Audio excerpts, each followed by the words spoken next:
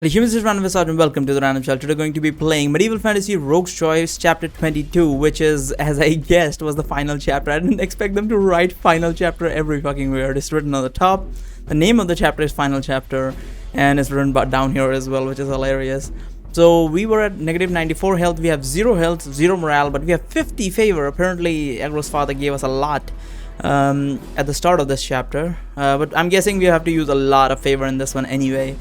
So let's see how this goes. So we basically became a zombie and we entered the Temple of Eternal Love. And now that we know that Kriya was, kind of regretful of her actions, I am willing to forgive her only to a certain extent. But our character is romantically involved because the game's creator has deemed it so. Honestly, if they gave us the option to kill her, I would definitely kill her. But now that she has, been regretful about it, honestly our best course of action would be to forgive her and just leave and not never see her again. I think that would be the best course of action, but as I can tell, the game's creator really wants to get them to be together or whatever. Honestly, I would prefer Maiden Abyss if we could get the chance with her, but I highly doubt that would work. But still, we should just leave and go towards our sister, and love life can wait for another time. But I don't know about Kriya though. She is a little bit insane when it comes to her mother, so yeah, I'd rather not be around such a suicidal person. Like, her mother's like, yes, kill your husband for me, will you? And she'll be like, okay, mother, okay, I'll do that. I don't know why they sound like that, but whatever. So let's get into the Temple of Eternal Love that we were going into as a zombie. The woman's voice is accompanied by instruments you cannot identify any more than the language used by the singers. Soon more voices join in, making the melody even more brilliant. Indeed, it is overwhelming. Your undead body marches forward as though it's too much. It's too must. What it? Though it too must find the source of this wonder. Okay. Whatever, they should use a comma somewhere in there. What is in here? It better be good. You say to Agra, I died to get in. Certainly not good, but it'll be exciting, said Agra happily. Your entrance to the temple is huge, almost as large as the entrance chamber of the Duke's castle. The single chamber must make up most of the entire building that you remember from the outside. The vaulted ceiling is high. There are statues inlaid into stone, all glowing in a eerie green light. In your line of sight, nearby is a statue inlaid into a thick pillar, a manticore staring back at you with blind eyes, its human-like face surrounded by a lion's mane. Its mouth is wide and bristling with fangs. Your feet bump something. Your zombie self looks down to see a huge severed leg, as thick as a log, with a long curved horn protruding from the knee. Certainly this had belonged to a demon. Your corpse steps over this obstacle clumsily and continues on. Although your zombie self is an idiot, at least is able to navigate your surroundings. Now they are looking down. You make out runes smeared onto the stone floor. What do these mean, Agra? You ask. Incantations for the shield, she says. It must be a powerful shield, considering I have to die to get past it despite having a godling aiding me, you say. Would it not have been easier to break this shield than to pit me against that Balor and all that nonsense on the infinite stairway? I did not pit you against that 6, says Agra. Not exactly. That was your choice, hero. A hero, yes, but not suicidal, you say. I distinctly remember you encouraging something, aiding Kriya. Why do you care about the witch? I don't, says Agra. You do. Even if that were true, since when do you care what I care about? A champion possessed by passion in their pursuit is a power to be reckoned with, says Agra. And possessed by me, of course, she adds.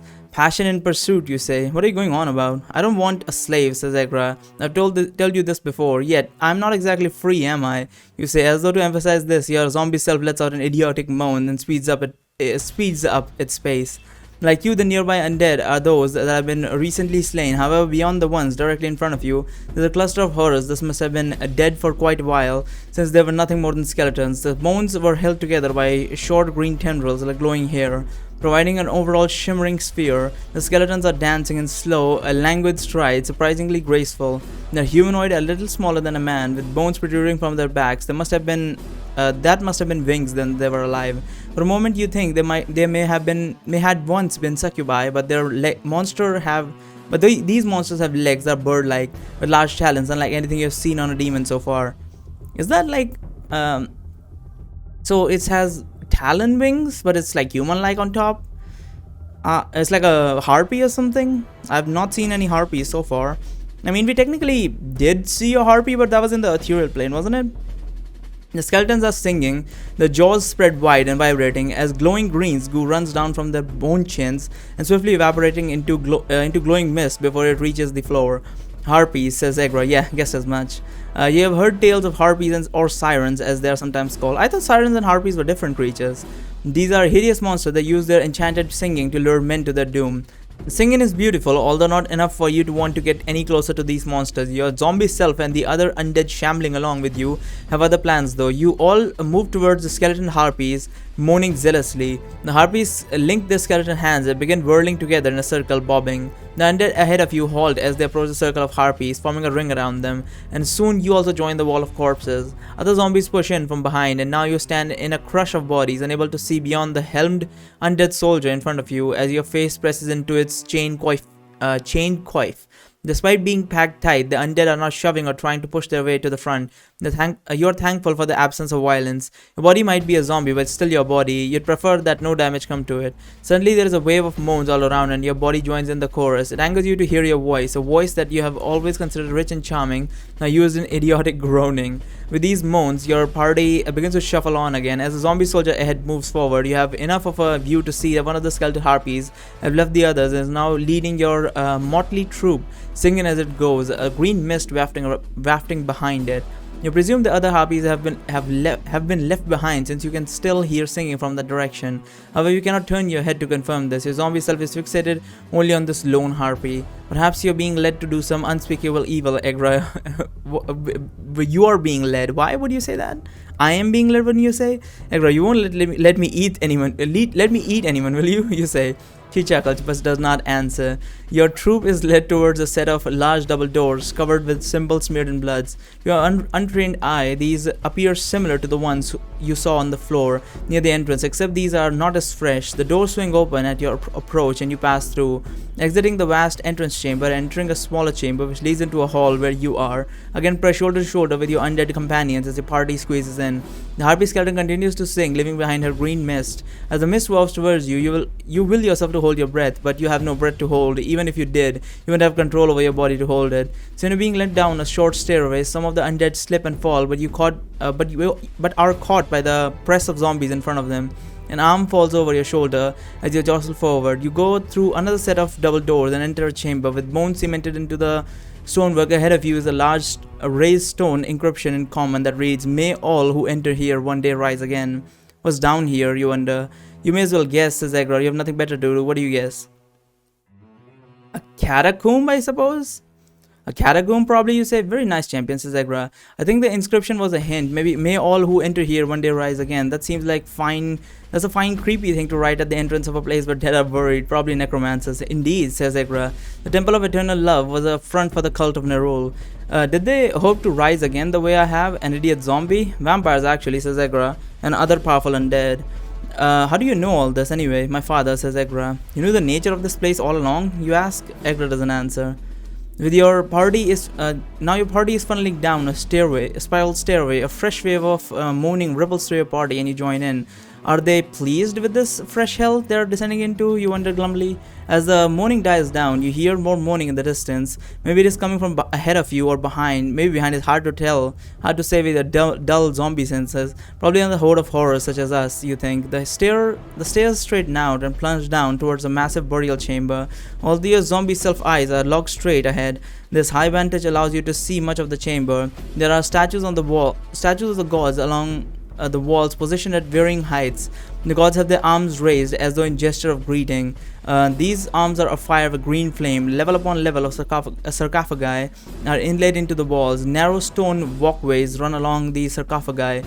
Each walkway level is in turn connected by stairways from bottom to top. Got it? Like a coliseum or something. Every sarcophagus that you see has its cover off. Many of the heavy stone lids are cracked or in pieces. I think we entered a place like this in the first game as well.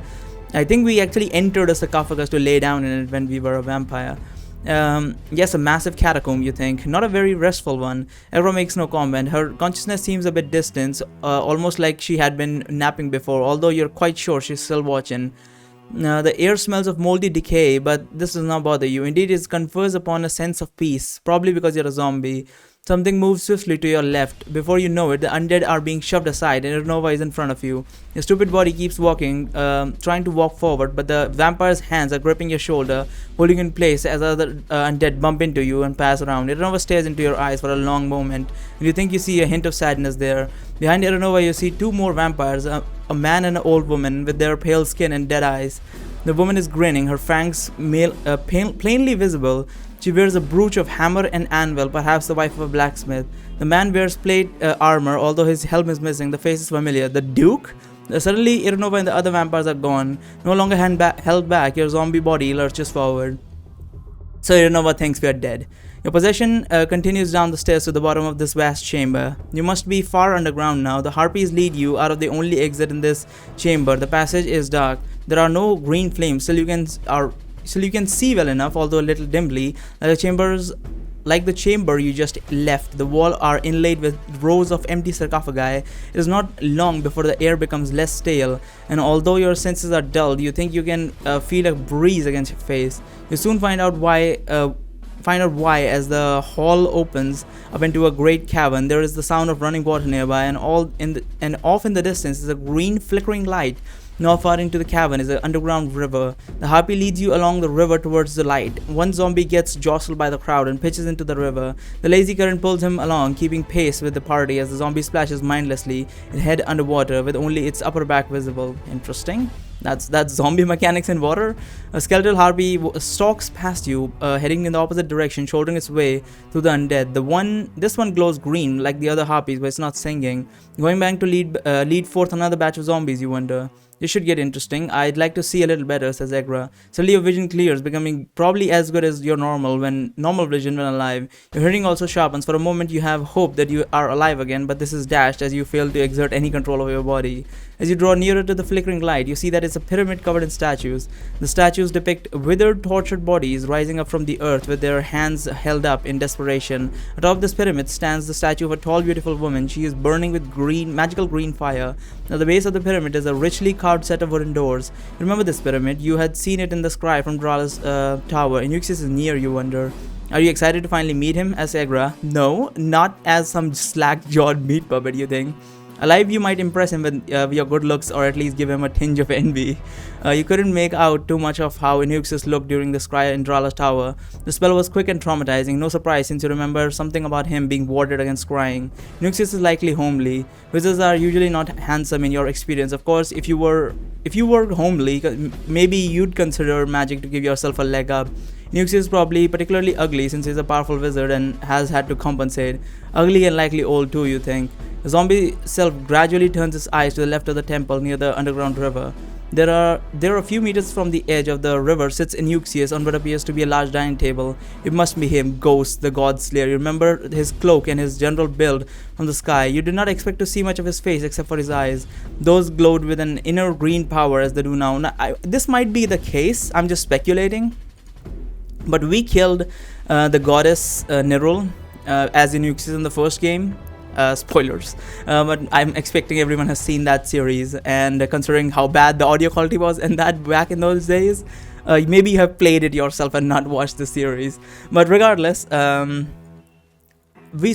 might be possible that when we crushed Nerul's soul, there's a possibility that maybe Nerul took over Inuxis' body, so either he coexists with her or she killed him. I'm guessing he coexists with her, because otherwise Nerissa would definitely not go with our boy Inuxius, and so I'm guessing either she is dead in Inuxius' control, or they're both controlling the body or something like that, because there's no way Inuxius is dead, otherwise Nerissa would definitely kill him in an instant. And Nerissa was fucking strong, even in those days. Like, she was fucking strong, and now with all this green fire bullshit, yeah, she is OP. I'm more interested in seeing the other guy. Well, I completely forget his name. But there was another guy who was the friend of Inuxius, which is sometimes seen in Ring City as well. That did mention that once. I forgot his name, but he might be here as well. We'll see. Those glowed with an inner green power as they do now. Now that you have time to look upon him clearly, you see that he is not ugly. He was not ugly. He was a normal looking dude. Clearly that he is not ugly. Far from it. In fact, no. He does not possess the rugged look that you normally have, but he's handsome just the same in a young prince sort of way. Although perhaps a prince that has been on a death march, he has not shaved in at least a few days, and his face, well-shaped face, is a little gaunt, as though he has been missing some meals. Still, he's good looking. Younger women would like him in particular since he still has some boyish cuteness that they often prefer, like handsome puppy.